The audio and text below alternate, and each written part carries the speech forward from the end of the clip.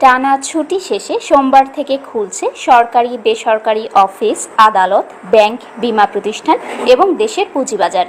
ঈদের আগে সীমিত পরিসরে কিছু ব্যাংক শাখা খোলা থাকলেও সোমবার থেকে দেশের সব ব্যাংকে স্বাভাবিক লেনদেন চলবে।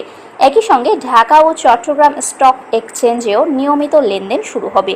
এদিকে ঈদের ছুটি শেষে রাজধানীমুখী মানুষের ফিরতি যাত্রা শুরু হয়েছে।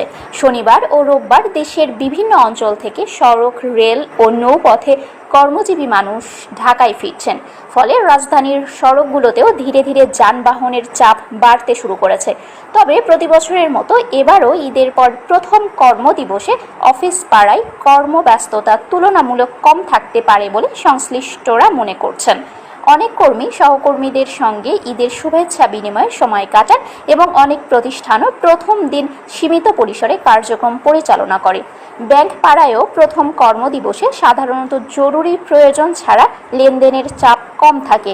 তবে ছুটির পর জমে থাকা বিভিন্ন আর্থিক ও বাণিজ্যিক কার্যক্রম দ্রুত নিষ্পত্তির জন্য সপ্তাহ জুড়ে ব্যস্ততা বাড়তে পারে বলে ঘোষণা করা হচ্ছে। সংশ্লিষ্টরা বলছেন, দীর্ঘ ছুটি শেষে সোমবার থেকে রাজধানী সহ সারা দেশের প্রশাসনিক, আর্থিক ও বাণিজ্যিক কর্মকাণ্ড আবারও স্বাভাবিক ছন্দে ফিরতে শুরু করবে।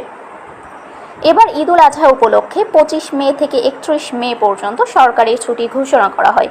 এর সঙ্গে সাপ্তাহিক ছুটি যুক্ত হওয়ায় সরকারি কর্মচারীরা টানা 7 দিনের ছুটি ভোগ করেছেন। দীর্ঘ ছুটি শেষে সোমবার থেকে কর্মস্থলে ফিরবেন লাখো চাকুরিজীবী।